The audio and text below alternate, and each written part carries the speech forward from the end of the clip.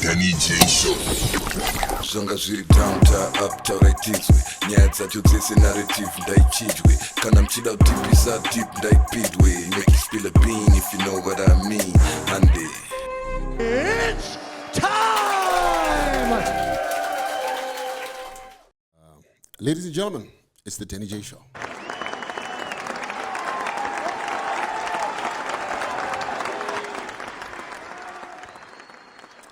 Welcome back, guys. It's been a minute. I've got a very special guest with us today. Unfortunately, Nash is in the States. Becky K is at work. And today it's just me and this very illustrious character that we have on the show. We're going to dwell into the economy, the ZiG, and all these things that seem not to be going well. And we got the perfect guy, the guy who knows everything. How you doing, Eddie? I'm fine, thanks, Denny. Good. Eddie Cross, former Bulawayo South MP, one of the founding members of the original MDC led by Morgan Tsvangirai. He has acted in so many roles, advising the government on a number of issues. He was also in the MPC at RBZ. It's good to have you on the show, Eddie. Thank you very much. Yeah, so we have a lot to talk about, right? And also, I'll tell you, you're the first Murungu on the show, so that's special. Right. That's special. I think I think an applause is necessary, right? It's not that we don't like white people on the show, Eddie. It's just that there are very few of you who are really doing big things and who we can get access to. Because Varungus make money, but they don't like to share the information on how they do it. But, you know, here's Eddie. Eddie's willing to share with the government and anybody who's willing to listen, isn't it? Is also. Yeah, you know. So let's get into a brief history of who Eddie Cross is, right? I've seen a lot of your blogs over time. You know, I'm very interested in the economy and economics, and but before we get to the economy, let's talk briefly about Eddie Cross. A lot of people started knowing you from your work in the opposition movement, but you've been doing work, you know, in terms of parastatals and whatever for a very long time.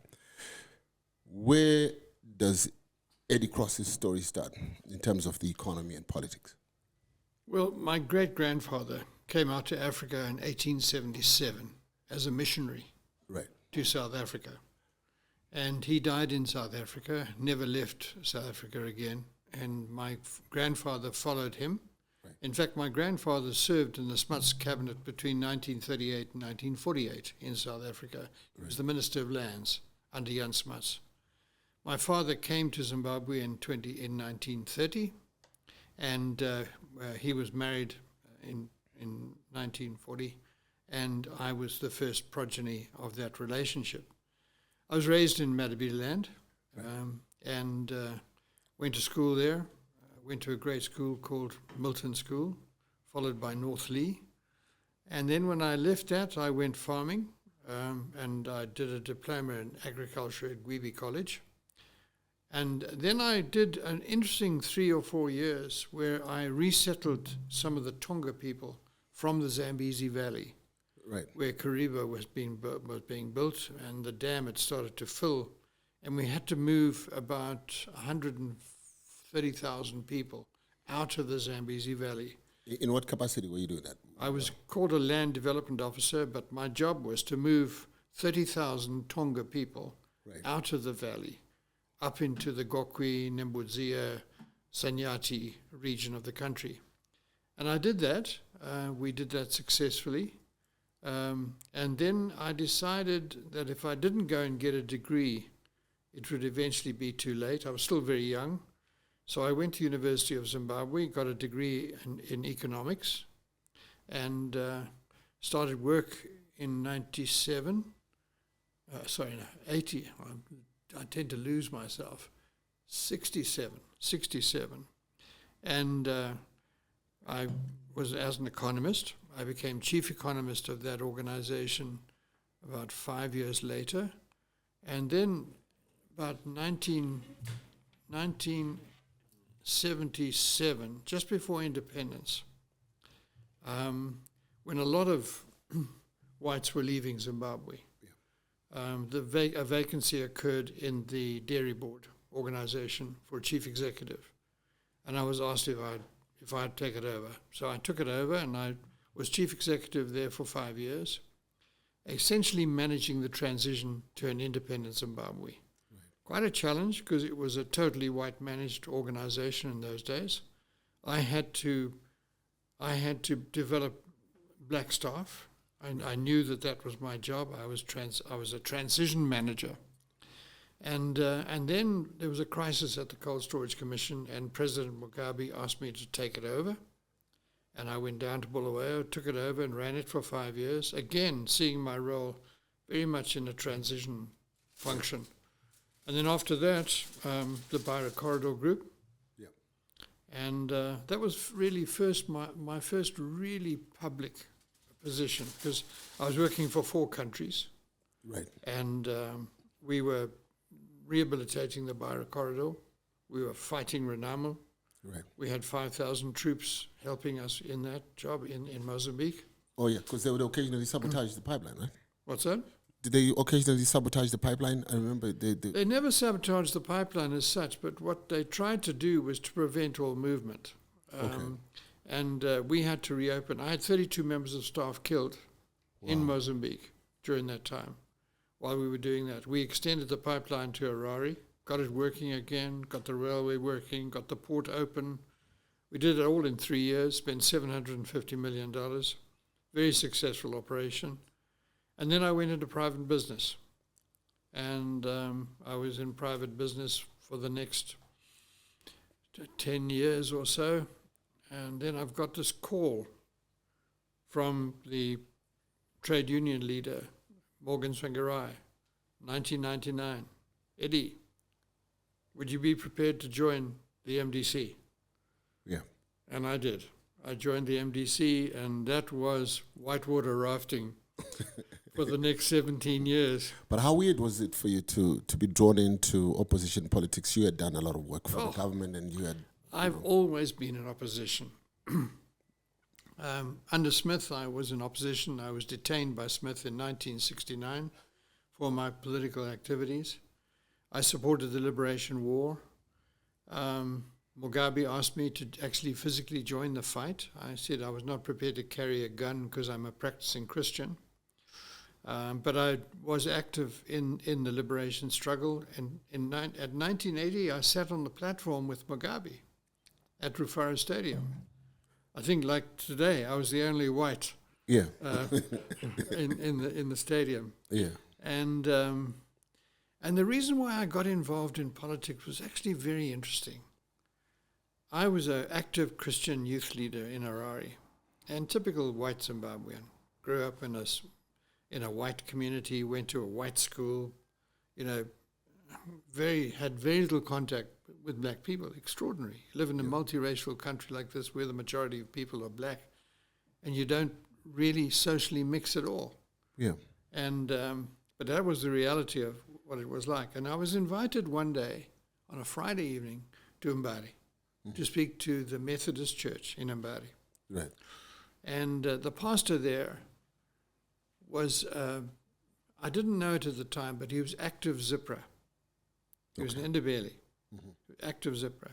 And his son had gone out of the country for military training. Yeah. In fact, he was one of the very first Zipra guerrillas to come back, to infiltrate back into Zimbabwe, in Mbari. And when I went out there, talked to these 300-odd kids or so, he was sitting in the audience. And after the meeting, he and I had a long conversation. I spent 2 weeks with him in Mbari, looking at Rhodesia through a black teenager's eyes. Yeah. And it was the biggest shock of my life. I came home after those days literally ill. And that I became an activist. Right. I wasn't an activist before that. I didn't play a role in politics at all. So what you saw touched you? Yeah, very much so. He became a Christian, and he left the liberation struggle.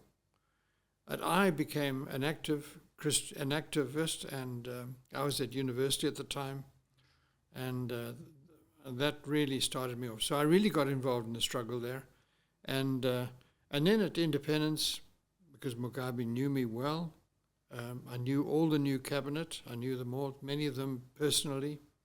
I worked for Mugabe in various capacities. Helped run the first conference where we raised, I forget now, it was about $5 billion from international donors to help the country get started. And then, of course, Kukuruhundi. And of course, Kukuruhundi affected the people I grew up amongst. Yes. And I contacted Mr. Mugabe in 1983 when the Kukuruhundi started. I spoke to his secretary, and said, "Look, this is going to come back to haunt you. What you're doing there." And I was told to mind my own business. It was very dangerous for me to get involved, and I didn't do anything further about that until I really, you couldn't avoid Kukuruhundi because it was so all-embracing in Madibila-land, and I was working and living in Madibila-land, and I saw the results every day. Nearly 1.5 million people were displaced. Yeah.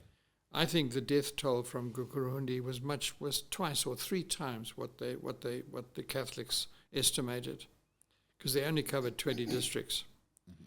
And I felt it was one of the major mistakes of Mugabe. Joshua Nkomo was a friend of mine. Used to come to my home in Bulawayo. Very sad. I had him on my veranda drinking coffee and literally weeping over the situation in Madibila-land. He was a completely broken man. So it was a very sad time. And the result of that was when I finally finished my second stance as a manager of a state corporation, I decided to get out of government. Right. And I really broke ranks with Mugabe. And the one thing Mugabe did not forgive was people who basically let him, I won't say let him down, but disagreed with him. Right. It was like declaring civil war. And so when I joined the MDC in 1999, I had already had a number of years where ZANU-PF, I remember the governor of Masvingo province contacting me once, and where I had a big business in Masvingo province, contacting me and saying, "Eddie, Masvingo province is a one-party state. We want you out." And my goodness, they did take action against me. Right. So, And then, of course, I spent 17 years with Morgan. I had breakfast with him a couple of days before he died in Harare. Yeah. And we reminisced about our experience together, because in my early days, I was chairman of the Industrial Employers Association, right, where we employed 300,000 people in industry. And I had to deal with 37 trade unions. That's where I really got to know Morgan. And we became good friends. Right. Although we were on opposite sides of the fence, I was an employer, he was a trade union leader. Yeah. We respected each other. I remember the first time I attended a meeting with Morgan, and this young man walked into this meeting, and there are all of us employers, grey hair, but employing thousands of people, big money people. Yeah. And this young man walks through the door, and he completely dominated the room. And I said to someone next to me, I said, "Who the hell is that?" Yeah. It's Morgan Tsvangirai. So very impressive guy. And I really enjoyed working with him. But when he died, I think, for me anyway, the heart and spirit of MDC went with him. Yeah. I did not support Chamisa. I thought he was a Jimsoro, a clever kid, but without the maturity to really do the job. And I think I was right. So I then decided to retire from politics altogether. Right. And that's when my peculiar relationship with Emerson Mnangagwa picked up. Oh, right. Yeah, because a lot of the people in the opposition trenches would have expected you to support Nelson Chamisa. He came out as someone who had a lot of support. People really rallied behind him. Well, what was your biggest problem with Nelson Chamisa? I think my biggest problem with Nelson is that he's totally preoccupied with himself. Yeah, what do you mean? He didn't support his candidates. He didn't support the people who ran for him in the field. He didn't support his councillors in the field. He loved the big position. He loved being the top man. But he wasn't a man of the people. He's clever, no doubt about that. I met him in 2019, after 2018. And I said to him, three things. One, you lost the election in 2018. Oh, no, I didn't. I beat him. No, you didn't. You lost by 300,000 votes. I said you genuinely believe he lost? Yes. Yeah, he lost. The vote was counted properly. Emerson took a huge risk. He could have beaten Emerson. Another month, Chamisa would have beaten him. And what we would have then had is a military government. And I said to him, had Emerson not beaten you, we would have not had you in the State House. He said, you wouldn't even send the front door because the army was in charge. And the army wanted Emerson. Right. And I said to him, you would have never become president and we would have had a military government. We'd be worse off. I said that to him. I said, the second thing, he's offered you the leader of the opposition. He's offered you the status. He's offered you a place on the front bench in the House of Assembly. He's offered you an office, a driver, security, a salary. Take it and sit there for 10 years, for 5 years, and be opposite because you're very effective. On Wednesday afternoon with President's Question Time, you're very, very effective. You're television-wise and so on. And establish yourself. Learn. The one thing I learned in the GNU, because I was in the Prime Minister's office, I learned that we did not understand how government worked. We didn't have a clue. We didn't have a clue. We had no experience of government whatsoever. And I think, by and large, our performance in the GNU was not very encouraging at all. And I advised him, get in there and be an opposition leader. And then the third thing I said to him was, you've got to have an organization.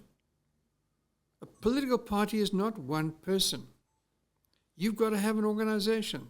The one thing Morgan did, before he launched the MDC in 1999, he traveled the country. And when he launched the MDC, what ZANU did not understand was that man had structures in every province, in every constituency, in every ward. And I saw that for myself when I got involved. I could travel anywhere in the country, and we had structures. Right. Because Morgan was an organizer. Okay. So why do you think, what was the reason for him not accepting to be leader of the opposition? What was his reason? What reason did he give you? He said, I don't accept that he's the president. So, right, what did Emerson do? Locked him out. Right. And I said to him, Nelson, I was in the MDC National Executive for 17 years. I'm telling you now, I didn't have a clue what a massive organization we were up against. I mean, the building next door to our head office was owned by the military intelligence. The building over the road was owned by the CIO. Every visitor to our office, every conversation was recorded. Right. I said, we're up against a machine. The one thing about ZANU, I said, which I've learned since I left politics, is that ZANU is a machine, and you've got to get organized. And he wasn't going to accept it. So, and I'm afraid, I think history has shown me that I'm right. My tragedy now is that there is no real opposition. I mean, once he refused, his only lever over Emerson and over ZANU in 1918 and in 2023, the only lever he had of real power was the lever to give the new government legitimacy. Right. And he controlled that. Mm-hmm. And he denied that to Emerson. And Emerson made him pay. And the price they've paid is absolute. Yeah. So do you think it was a good idea for him to leave CCC after the shenanigans that happened? To leave? To leave his party, CCC. Because he resigned, right? How does the president leave the party? Please, are you nuts? Are you crazy? There was nothing else behind CCC except Nelson Chamisa. But they had Gift Ostalos on the show the other time. You were saying there was no other alternative. Was there any other alternative besides leaving? I think a chief executive's job, while he's as chief executive, is to prepare for the future. Right. And the one thing Morgan failed to do was to prepare for succession. He knew that he was dying. I tell you, one of the saddest days of my life was having breakfast with him in the garden, just 2 days before he died. And he was very ill. He was in his pajamas. He was lying down, having a light breakfast. And we reminisced and so on. And I said to him, Morgan, at least the one thing you did for this country was to restore Zimbabwe as a democracy. Because when we started, this was a one-party state. And ZANU thought that they were absolutely impregnable. And we showed them that they were not. That, in fact, they were vulnerable to the people. But there's no doubt about it in my mind that his biggest failure was the failure to prepare for the future. In my business life, for example, when I ran the dairy board, I'm very proud of the fact that the team I left behind not only ran the dairy board well, and they were black, but they ran it professionally and they kept it running, and there was no change in the delivery of the service to the people. Wasn't the case with the CSC because, unfortunately, politics came into the game. But that is the job of a chief executive. That's the job of a president. But if your party has been captured, like what the CCC was, what alternatives did Chamisa have with regards to? Go to the people. Go to the people. That's the one, the one great thing about Morgan was that he had the people, he had the support of the people, and the people knew where his heart was. But you could say the same for Chamisa, the people. He actually has over 2 million people who voted for him. And Sure. But that doesn't translate into power. The one thing we learnt inside the MDC while Morgan ran was that gaining power is different to winning an election. Gaining power is different. And to gain power in Zimbabwe is a complex, let's just look at what happened on November the 17th, 2017. November the 19th, 2017. I was in Parliament. I was one of the crew that was going to impeach Mugabe and remove him from power when he resigned. But I watched the television. And the moment they pulled the trigger on Mugabe was nowhere. It was like a cat playing with a mouse. Yeah. Emerson playing with Mugabe. And yet here was Mugabe. The guy had been the big boss, the guy who's feared, the guy who had made every decision, ran the country. God help you if you really went against him. And yet now, it was like a mouse with a cat. They just played with him, knocked him around, completely useless, empty. What does that tell you about power in Zimbabwe? It's fickle. It tells you where the real power is. Mm-hmm. And the one thing that Emerson has done, he's done many, many things since he took power, but he neutralized the jock. Even under Ian Smith, remember Ian Smith created the Joint Operations Command. Right. Before the end of the Liberation War. And he created the jock to run the country. The jock was a military junta. And between 1976 and 1980, when we gained independence, the real ruler of Zimbabwe was General Walls, the head of JOC. Right. And Mugabe kept the jock. And after 2000, after 2004, 2005, the jock increasingly became the government. The jock would meet at 11 o'clock on a Monday morning, and they would communicate their decisions to Cabinet on the Tuesday morning at 9 o'clock, and that was it. Cabinet just rubber-stamped the decisions of the Joint Operations Command. And that was the situation right up to the time when, and the moment the president pulled the trigger on Emerson Mnangagwa, his days were over. And you saw that absolutely clearly as the coup took place. And it was absolutely seamless. Mugabe was holding a cabinet meeting, 9 o'clock in the morning, when the first troops rolled into Harare and took over the presidential guard barracks outside town here. And by 6 o'clock that evening, every police station in the country was disarmed. And by 6 o'clock the following morning, we had a new government. Yep. You know, and that tells you. And how did the people respond to that? It was the people who gave that process legitimacy.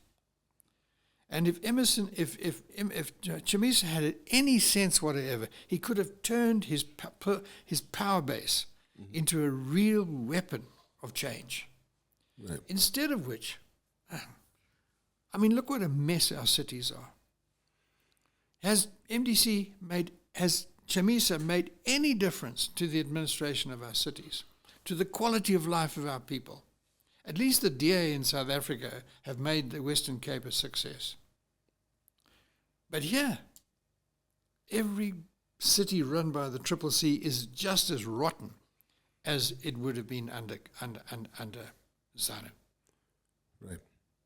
So from being a top critic of ED and ZANU-PF, you now work closely with the government and have even authored our president's autobiography. Yeah. How do you go from there to here, from being that critic to being a big supporter of the current? I announced that I was going to resign from politics. I was 79 years of age. I thought it was time for you guys. It's time for the next generation. So I wanted my party to replace me with a younger man. And I said, look, it's time for me to go. I supported Morgan. The heart's gone out of it for me, and I resigned. I was having lunch with the friends in Bulawayo in the middle of the coup, 2017. So I was still a member of parliament. I would have been until middle of 2018. And I got a call. And the call said, the president wants to see you. And I said, what do you mean the president wants to see me? He said, Mr. Mnangagwa wants to see you in Kwekwe. So I said, fine, but I'm in Bulawayo. I said, well, can you get here as soon as possible? So we drove to Kwekwe, and I spent a fascinating 4 hours in Kwekwe. His farm is in Kwekwe, and he lives there most weekends. And it's his refuge. And I was met by 4 ministers, and they said to me, Eddie, we're taking power, and we'll be in government in a couple of weeks, but we've got major problems. Are you prepared to help? That's the question. Are you prepared to help? And I said, of course I'm prepared to help. I'm a nationalist. Right. And you want my help with advice and so on? I'm very happy to give it. So I then did a paper for them. It was part of the transition documents. And when the first cabinet met a week later, that document, 23 pages, was in front of every minister. It was part of his briefing pack. And I spent the next 4 or 5 months advising ministers on key issues, key problems. Never got anywhere because the whole reform program, which was announced by the president at his inauguration, fell apart because of internal opposition from ZANU-PF. What many people don't, they all think that the ZANU-PF president is all powerful. He's not. He's subject to the same restrictions and constraints that any other political leader is subject to. And the opposition to him in ZANU was so strong, the G40, the military, the old military, the old Mugabe regime, ethnic divisions, that he simply couldn't get his reform program through. So he decided then, it was about March 2018, to simply fight the election. So I had nothing else to do with him after that, nothing else to do with government. They went in, they fought the election. I think they won the second election. They won 2018, they won 2023. And then after the 2018 election, I had the same phone call. Eddie, are you prepared to help me with the problems? So I repeated the process, and I put another paper in. I met the transition team. And the difference then was that the new cabinet was 100% Emerson, except for the two vice presidents. Right. Okay, so he had 20 ministers, and the two vice presidents were elected. Right. And one of them was Chiwenga. But the 20 ministers were 100% Emerson loyalists, 100%. And on top of that, the new Minister of Finance was a great friend of mine, Tuli Ngube. He and I have been colleagues for 30 years. And on top of that, S.K. Moyo. Was it S.K. Moyo? No. Who was the Minister of Foreign Affairs? It was the general. Sibusiso? No, not. Was it? It was a general. The guy who announced the coup. Sibusiso Moyo is late now. Was he late? Yes. Was it Sibusiso Moyo? Yeah. Okay. Yes, that's right. He became Minister of Foreign Affairs and Minister of Trade. And we developed a really strong relationship with him. I thought he was the best minister in government, Moyo. Right. And because he had power, he was a former general, and on top of that, he had the intellect, and he had tremendous grip on his portfolio. He was very impressive. So working with those two guys, they called. I brought together a team of businessmen, and they called us the stabilization team, and we helped advise government on key issues. I must tell you, I'm responsible for the intermediate monetary tax. Oh, see, you're the guy. Tax. Yeah, you're the bad guy. I'm responsible for that. You're the bad guy. Why? So, and the reason why we did that was we said to him, Tuli, you've got a budget deficit of 40%, not 4%, 40%. Right. If you can't solve that, forget the rest. Mm-hmm. And I said the only way you can cover that is with a tax on electronic transfers. Very efficient tax, 30 taxpayers, 11 o'clock at night, you get money transferred into the treasury. Everybody pays it, everybody, including the informal sector. I said, you do that. My advice to him was to put a 5% tax on electronic transfers. What's wrong with you, Eddie? No, wait a bit. And then to drop PAYE and to drop company tax. Drop them. Okay. Just have one tax. And I mean, you could get rid of half of Zimra if you did that. Anyway, he didn't do that. He put 2% on. But in 6 weeks, it covered the deficit. It was a very effective tax. Why did we take it off after the deficit was covered? It's putting a burden on us. There's always something to do with money, isn't it? Absolutely. We're always short of money. We're always short of money. Okay, so that's how my relationship with the president began. And it continues today. And I regard it as a privilege to have access to him. He is the only decision maker in government.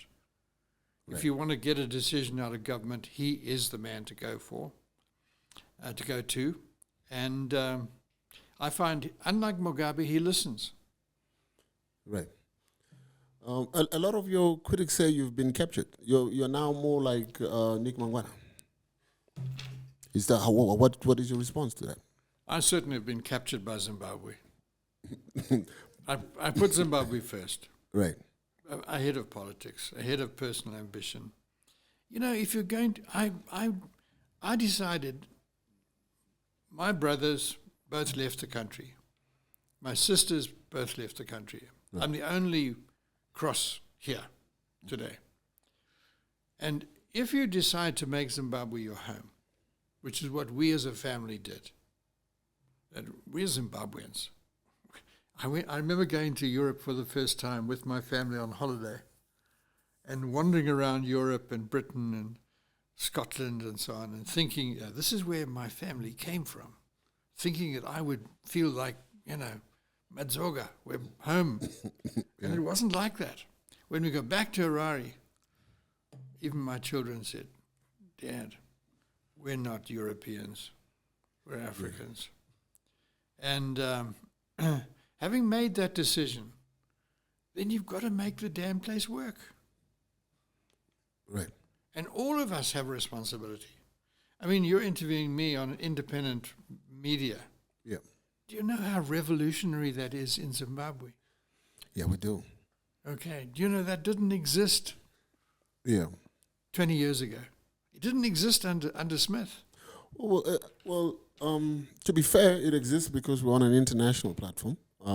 I doubt we'd be able to do it independently in terms of a radio station or a TV station.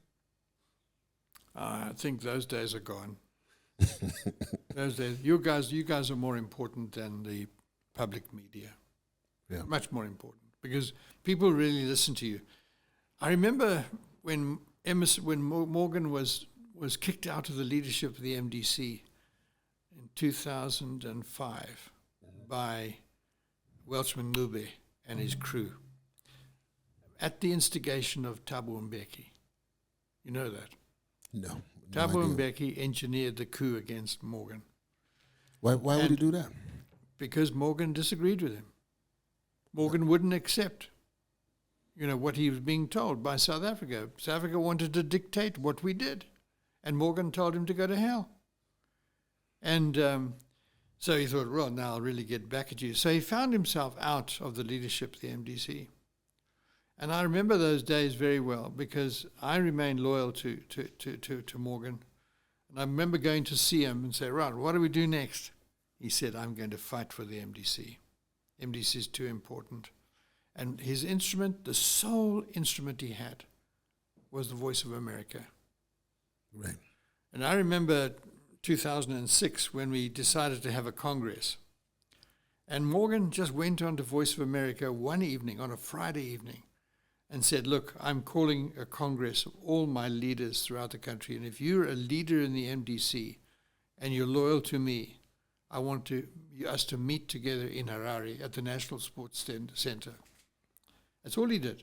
One statement. The following Friday, I drove in from Bulawayo to attend the meeting on Saturday and Sunday.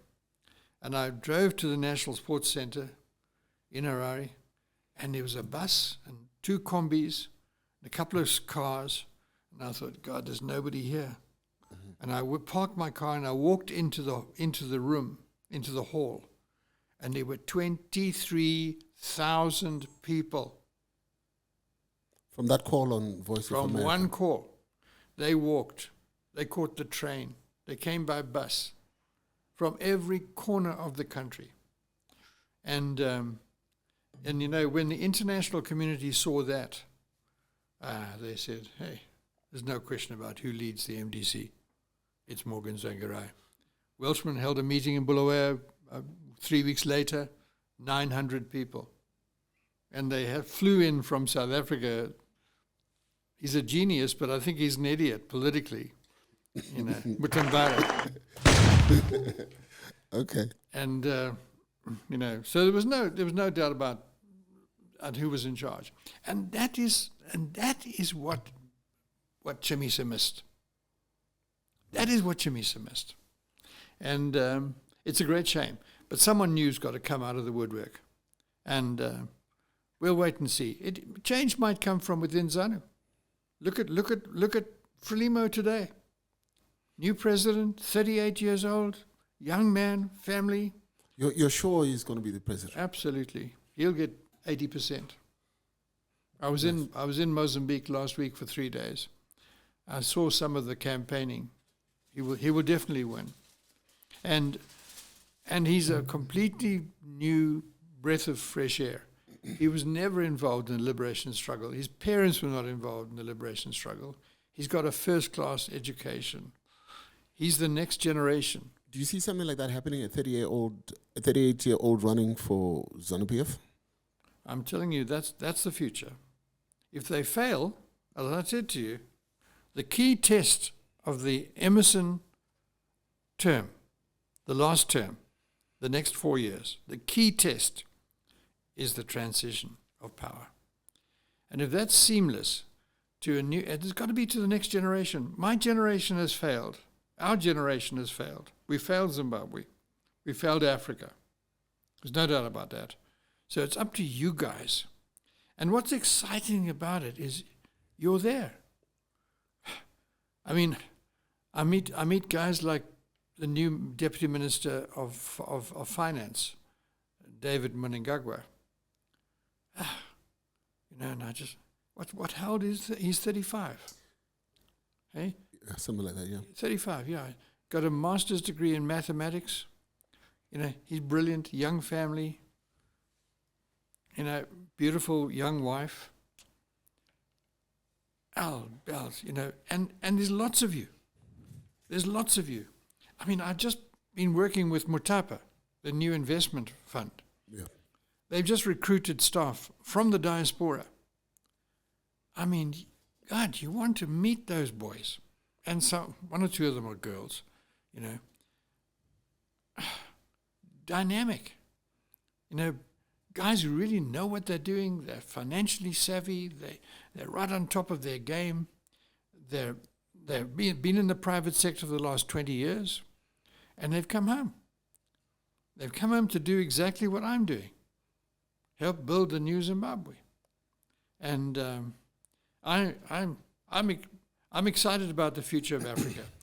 The first time I went to Mozambique in 1987, 500,000 people died of starvation.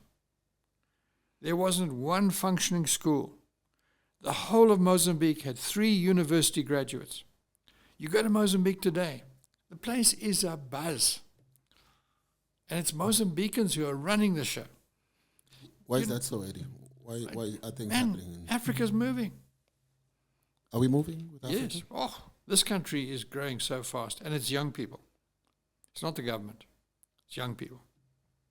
And I'm very excited about the future of Zimbabwe. Anybody who looks at Zimbabwe and says we're growing at 3% or 4% per annum, I say, it's absolute nonsense. Just look around you.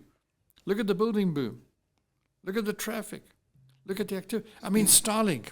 How long have we had Starlink? A month? 2 months? Yeah, just about. We've absolutely swamped Starlink. We've absolutely swamped them. They can't handle the volume of the business. But Eddie, is that indicative of everybody in the country? No, of course not. Many people left behind. Yeah, too many people left behind. Yeah, but at least that's the cutting edge.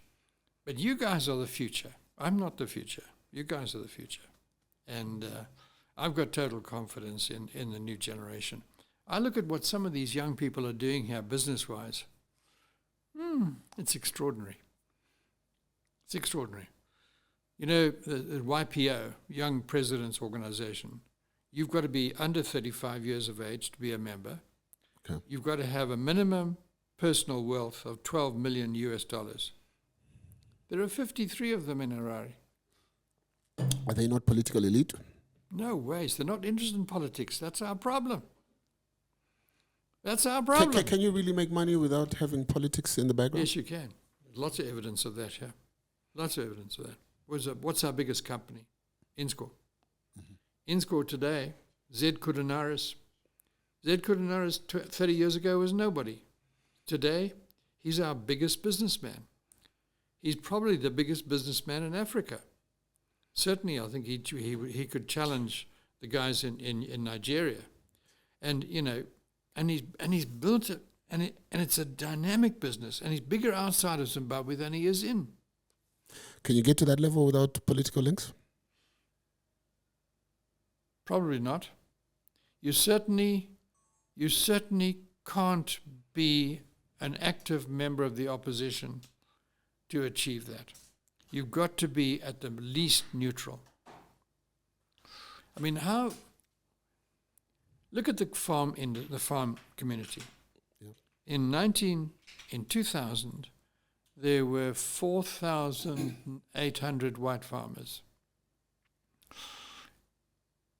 In 2010, there were maybe 300 left. Out of 4,800. Yeah. Now, why did those 300 survive? Political links? Yeah. May not have been active, may not have been rah, but they played the game. They supported ZANU. They paid their dues. When they were asked to attend an independence rally, they attended with 6 Mombies in the back of the truck. The moral of the story? This is Africa. Mm-hmm. And this is part of our culture. I think it's a reality. And I think I think the white farmers were stupid. Can I tell you what I told Afrikaners in South Africa about a year ago? This is a member of the Broederbond in South Africa. Yeah. Broederbond still exists, eh? Afrikaners are still well organized. Right. Don't think any of Afrikaners run South Africa, run the economy. Yeah, definitely. Okay? And I spoke to this guy who's one of the Politburo leaders in the Cape. And I said to him, what are you guys doing? I said, ANC can't pay their salaries. I said, for heaven's sake, get in there and give Ramaphosa the money to pay the salaries, to pay the bank deficit. Instead of which the ANC had to turn to who? Iran. And Iran settled their bank overdraft and gave them the money to fight the election. If you want influence in an African context, you've got to play the game by African rules. And I said to him, if you're interested in defending the property rights of white Afrikaner families in South Africa, and remember, there are 30,000 white Afrikaner families farming. Mm-hmm. If you want to defend their property rights, you tell every one of those families to attend every ANC rally with their staff and to support them financially in their districts. Because that makes sense. It's pragmatic. Right. It's pragmatic. And if you look at the way the GNU's been put together, it's absolutely, I think the GNU is going to save South Africa. I really do. Yeah. And it's not a white-black thing. We've got to get that behind us. But a long way to go. South Africa's in a long way to go. We're far ahead of South Africa. Yeah. Of course, I think at some point the land reform issue is going to, come to play in South Africa. Well, it has to. Yeah. It has to. I mean, you can't have these historical aberrations continue in an independent sovereign state, especially where you have 30-40% unemployment amongst young people. Yeah, it's just you're inviting a revolution. Yeah. Let's get to the economy.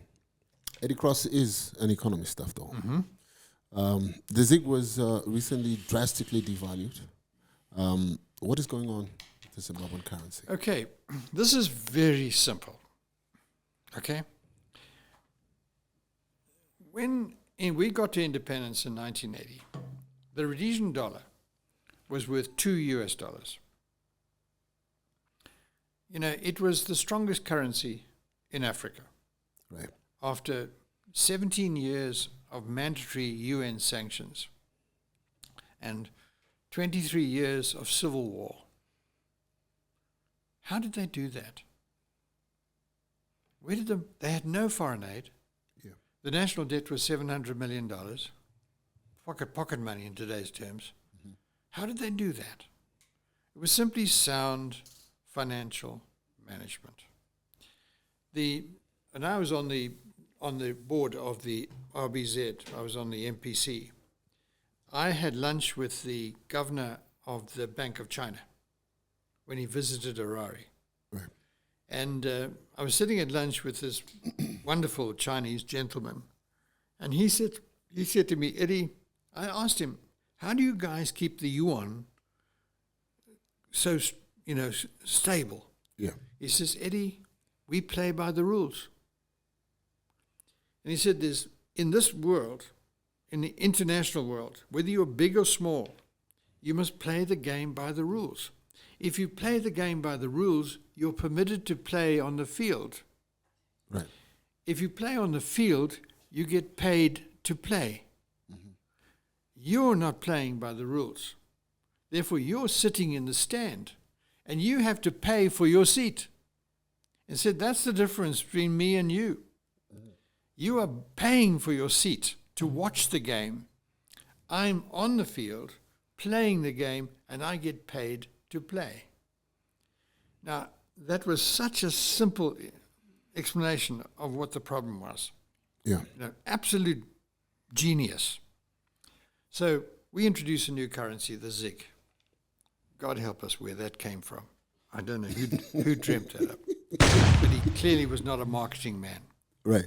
I suspect it was John Manguja. and poor old Mushayavanu had to pick it up. Right. And so introduced it. Now, in all our neighboring states, I was in Mozambique last week, and I went to pay a bill, and I asked them what the exchange rate was, and they said 63 to 1. But I said last year it was 63 to 1, and the year before it was 63 to 1. You sure? Yes. I looked it up on the internet, 63 to 1. Stable, completely stable. And yet that economy is a tiny economy compared to us. We are 3 times the size of Mozambique. Right. So what's wrong with us? Mm-hmm. It's not our economic fundamentals. Our economic fundamentals are sound. It's how we manage the currency. In Mozambique, if I pay US dollars to pay my hotel, which is what I did, the hotel doesn't get US dollars. Right. They get Medicash. Mm-hmm. Here, the hotel keeps the US dollars, and nobody wants to get rid of them. Mm-hmm.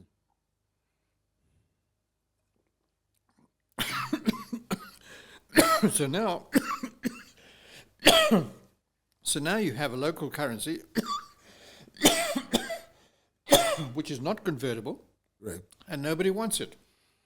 Mm-hmm. It's an orphan. It has one parent, the RBZ. Mm-hmm. And nobody else wants to even look at it. So I get paid my pension in ZiG. Yeah. My wife goes and spends it at the shop, mm-hmm. and the shop gets ZiG instead of US dollars. Initially, they're quite happy because it's more or less stable. But the moment the amount of ZiG becomes significant in the marketplace, people start saying, what am I going to do with this stuff? Right. And if you can't convert it on demand, what is it? It's a bit of paper. Okay? I remember when I was on the board of the RBZ, I was on the MPC, I put 1,000 Zimbabwe dollars on the table. Mm-hmm. And I said to the committee, if I took that downstairs and I asked the teller to give me 1,000 US dollars for that, because the face value was $1 US. Yeah. If I asked them for 1,000 US dollars in replacement of that, and they gave it to me, I said in 15 minutes there'd be a queue outside the front door of the Reserve Bank, right, from here to Chirangwiza, mm-hmm. people wanting to change their local currency for real US dollars. Yeah. So when that happened here, people started saying, well, what do I do with this stuff? You go to the black market, the parallel market. I call it the white market because the majority of traders are white. Oh, is that right? Okay. Yes. You go to the market, mm-hmm. and you sell the ZiG for whatever you can get. Right. And in 5 minutes, it's 35 to 1. Mm-hmm. Okay? And at 35 to 1, it's worth much less than the 13.5, which the RBZ is trying to hold everybody to. Yeah. And the result is that all the formal sector starts to go broke. Mm-hmm. Nobody wants this wretched stuff. Yeah. The acceleration gains momentum, and you have a devaluation in the currency, and eventually the currency is worthless, as it was in 2000, and bang, the circle starts again. If you do not force acceptance of your local currency and protect your local currency, it will die. Mm-hmm. Because if you put the local currency into a ring with the US dollar, which is a giant, and you put the ZiG into the ring with that, the giant just kills it. When we dollarized in 2009, at first the rand was about 50-50. Within 6 months, the rand did not exist in Zimbabwe because the US dollar was so strong. Right. We are swimming in US dollars. If we made the local currency convertible, there'd be no problem. Why aren't we doing that, Eddie? You simply have to make the currency available. You can't allow people to keep US dollars. Monocurrency is the only answer. There's no other answer. What is so wrong with dollarization? What is bad? Because dollarization makes you uncompetitive. Why has the yen devalued by 40% in the last year? The yen. So that the exports are competitive? This is the third largest economy in the world. Yeah. Okay? This is one of the most powerful currencies on the globe. Why have they devalued 40%? It's to keep Japan competitive. Why does the yuan in China remain so weak when the Chinese economy is number 2 in the world, where their exports exceed their imports massively, and they've got huge foreign exchange reserves? Why? It's because they manipulate it. They undervalue their currency. We're doing the opposite. We're doing the opposite. If you adopt the dollar, you're not competitive. But the other thing too is we're going to recognize the dollar is the currency of crime. I often say this to people, and they laugh at me. You ask any prostitute anywhere in the world, what currency do you want to be paid in? The answer is quite straight, US. Right. You ask any gambler, you ask any money dealer, you ask anybody who's changing money or laundering money, it's the US dollar. It's the US dollar. And so you become a supermarket for the rest of the world. I mean, I was having a shower the other day at home, and my favorite soap, which I used to buy, which was manufactured in Bulawayo by United Refineries, and I opened up the thing and I put the packet on one side. When I finished showering, I picked up the packet and I read it. Kenya. Made in Kenya. It's not competitive to make stuff. We're not competitive. That is why during the GNU, over 4 years, even though our economy expanded and recovered rapidly, our industry did not grow. That is why our agriculture didn't recover, because we were not competitive. We were too. So having the dollar, it's lovely for everybody. It gives you complete freedom and after 2009, you could do anything, anywhere, with anyone. But what happened there was that smugglers gained ascendancy. If you want to build an economy, if you want to create jobs, why was it during the period after the GNU, when Mthuli became Minister of Foreign Finance, for the first time since independence, we were creating 10,000 jobs a month? Why was that, Eddie? Because we were competitive again. Our industry was growing. You could walk into a supermarket and 60% of what you saw on the shelves was manufactured in Zimbabwe. All right, so it's not growing because of the issue of the dollar? Yeah. And the RBZ keeps forcing down these currencies. This is the 6th currency in 25 years, right? Yes, and it has no future. Yes. So why are they holding on to it? You are an advisor to government. You're always telling them about what is so bad about floating the exchange rate, just letting it go. What is so bad about that? I tell you, the problem is that there are too many people making too much money out of the chaos. So there's no appetite to do the right thing. Let me tell you, how many consumers are there in Zimbabwe? I guess 16 million? 16 million. How many producers? How many people who actually produce something? My daughter and her husband went to a dinner party the other night. Drove into the driveway, floodlit, beautiful garden, swimming pool, 4 luxury cars and thing. Walked into the house, 16 people for dinner.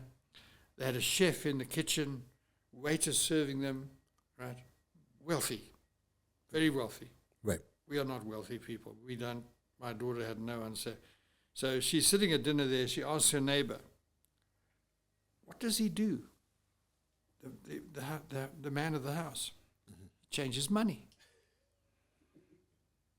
Doesn't create a job. Doesn't produce anything. But he changes money.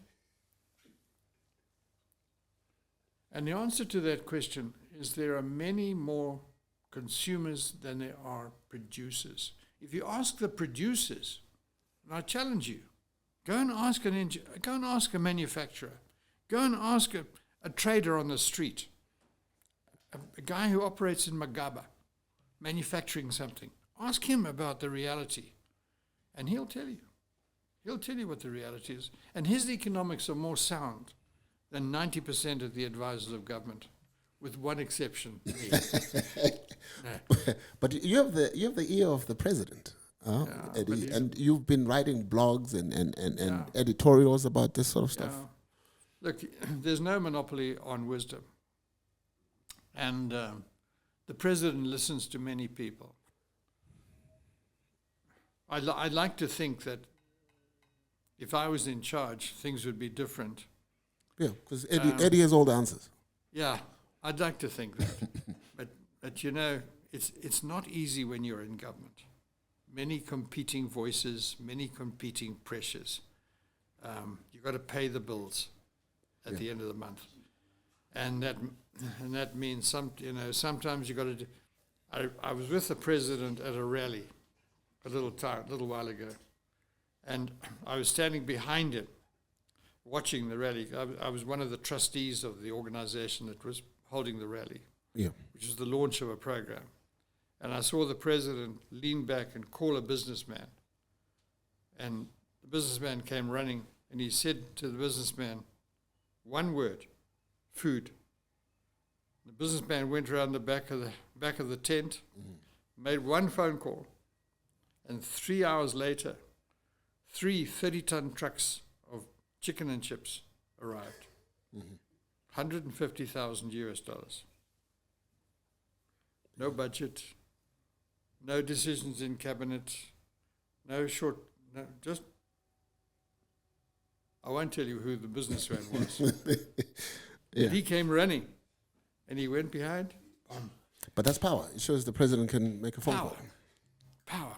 But that's why he has so much responsibility, and ultimately he's responsible for this mess. Right. He is responsible. Okay. And it's not as if we haven't done it. We haven't done it before. We've done it so many times. We don't learn.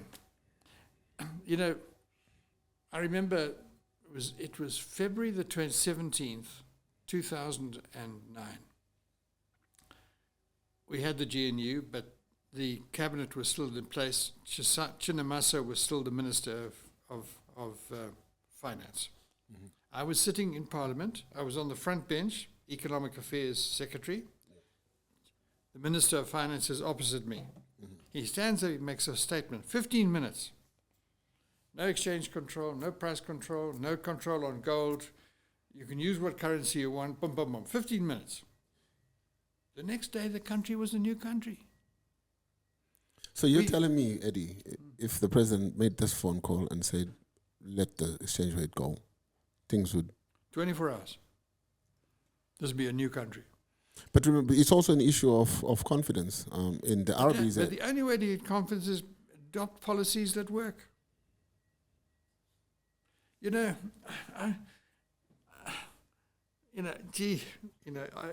it's good to have sometimes old people like me around because I have memories. You know, December 2016.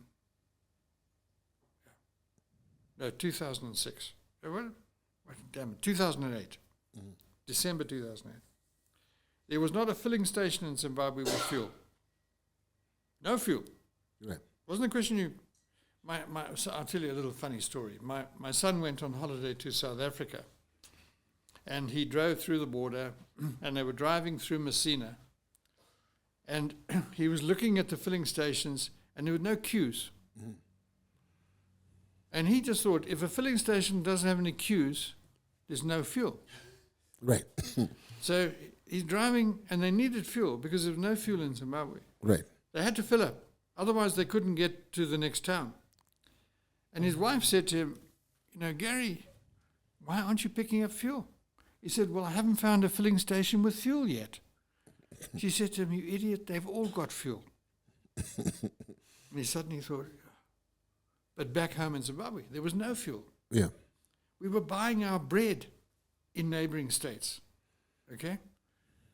We made that statement on the 17th of February, 2009. On the 18th of February, this country was a new country.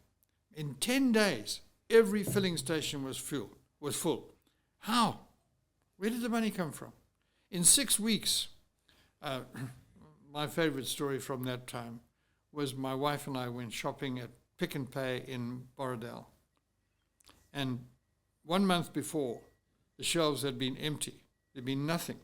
45 till points. One till point was operating. No clients. And we walked in there. The place is full.